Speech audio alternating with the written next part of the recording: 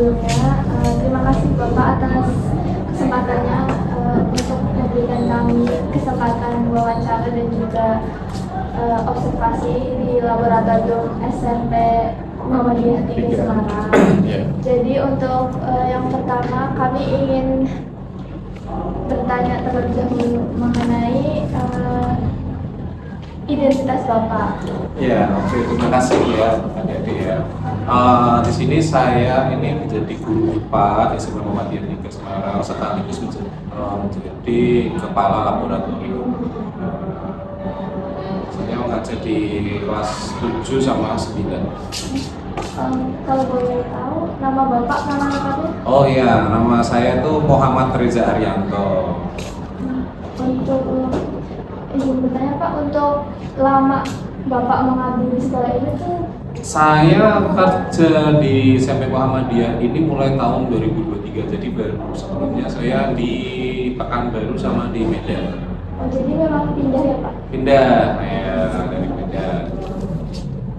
Untuk selanjutnya, jadi Bapak kan di sini sebagai kepala lab. Yeah. Nah, untuk pendidikan dari pendidikan Bapak itu sebenarnya itu relevan dengan pengelolaan laboratorium atau? Saya dulu itu di jurusan biologi, bukan di IPA. Saya murni di pendidikan biologi di UGRIS, ya. Saya tapi pernah juga pas waktu di UGRIS itu menjadi aslab juga, asisten laboratorium juga di sana, tapi laboratorium anatomi. Nah, jadi kalau ditanya relevan atau enggak, mungkin ada bagian yang relevan, yang berhubungan sama biologinya, ya tentang makhluk hidupnya. Tapi kalau tentang fisikanya, tentang kimia mungkin sedikit menyenggol. Cuma kalau fisikanya kan cuma di semester 2 kayak diajarin. Jadi enggak begitu paham. Tapi Bapak di sini itu sebagai kepala lab itu mengajukan atau dipilih? Ini haknya, prerogatifnya sekolah ya memilih. Jadi nggak ada saya mengajukan diri loh jadi kepala lab, jadi haknya kepala sekolah.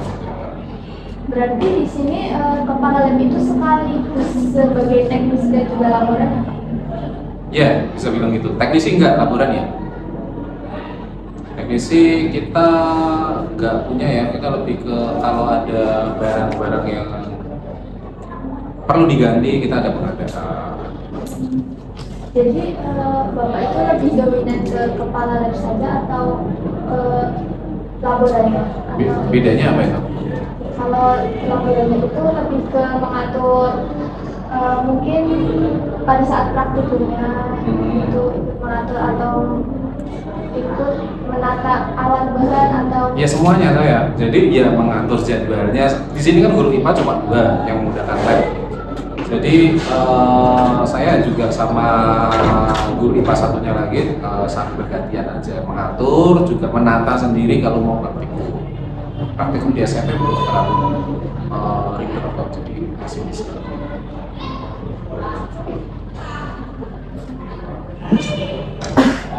Terus untuk jadwal praktikum itu Pak, apa Bapak yang mengatur? Ya, saya yang mengatur. Jadi biar gak tabrakan antara kelas 7, 8 sama 9. Kalau nggak diatur nanti misal saya jamnya waktunya ke lab, ternyata guru satunya Bu Citra itu juga ke lab, nanti tabrakan. Jadi udah ada saya buat jadwalnya, Bu Citra itu di hari Selasa Rabu, saya di Senin, Kamis juga. Berarti kalau biasanya di sekolah ini itu praktikumnya dari hari apa sampai apa atau full dari satu minggu itu? Praktikum ke labnya atau pembelajarannya praktikum? Ke labnya. Ke labnya nggak mesti tergantung materinya. Kalau materinya butuh kita ke lab, ya kita akan ke lab. Tapi kalau materinya nggak butuh ke lab, ya kita kerjakan di kelas atau di lapangan. Karena saya tipikal orang yang nggak suka praktek di dalam sebuah ruangan, saya lebih suka observasi langsung. Jadi saya kebanyakan di lapangan. Kalau misalkan kendala itu Pak, apakah banyak pada saat melakukan praktikum atau ya? Kendalanya apa? Misalkan ada pada saat praktikum ada yang pecah atau apa? Iya sering terjadi. Ya, kan. Kalau kendalanya human error dari anak-anaknya ya, itu sering terjadi kayak alat pecah atau alat anak-anak di sini kan masih kategori kecil ya, masih SMP ya, jadi dia masih belum tahu ini bahaya atau enggak nih. Jadi gurunya selalu dampingin anaknya kalau pegang alat-alat kayak pembakaran bunsen itu cara nutupnya kayak gimana ya, saya mengawasi mereka. Berarti kan karena Bapak itu guru IPA ya di sini. Iya. Jadi pada saat praktikum Bapak sebagai kepala lab juga sebagai pendamping Pak. Ya. Jadi saya juga mendampingi juga sebagai kepala lab juga tentunya. Kalau misalkan habis wawancara ini kami melakukan observasi langsung ke lab, Boleh. Tapi yang diketahui ya lab kita itu kan karena kampusnya bersamaan sama SMA, jadi lab kita itu selalu bergabung sama SMA. Jadi di situ ada alat-alat SMP. Boleh? Berarti tetap boleh mengobservasi yang milik SMA juga ya Pak? Boleh. Nah, karena itu masuknya ke lab bersama. Jadi kadang saya aja pinjem alatnya kalau nggak ada ya SMA. Kalau kurang bisa. berarti untuk tempat penyimpanannya bersama Pak atau Enggak, beda. bisa? Tempat penyimpanan beda. Tempat udah dikasih rak-raknya beda. Tapi tempatnya ini kayak ruangan besarnya itu bersama. Jadi kadang saya harus juga koordinasi sama kepala lab yang di bagian SMA biar enggak ganggu. Tapi untuk observasiannya di lab nanti saya tanyakan ke Sarpras dulu ya. Oh iya Pak, izin bertanya lebih lanjut.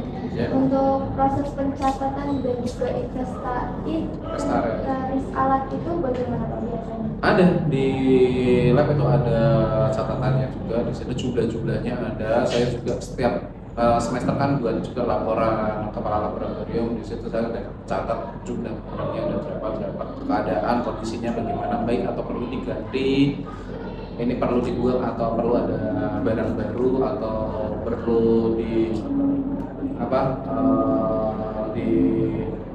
kalau mikroskop kacanya berjamur itu diapain ya? Dibersihkan ya kayak gitulah, kayak gitu. Biasanya kalau pengecekan itu ada waktu tertentu atau ya? Per bulan biasanya saya kalau ke lab sering, kalau masih jamnya senggang saya cek sekali aja. Jadi nggak ada waktu kapannya enggak. Kalau misalkan kami nanti meminta NIP Bapak boleh? NIP nggak ada dong kan nggak PNS. Kalau swasta itu ikutnya nomor induknya dia sah. Tapi kalau nggak ada. Mungkin sejauh itu cukup juga untuk wawancaranya. Kami perlu lakukan Apa? Sekarang?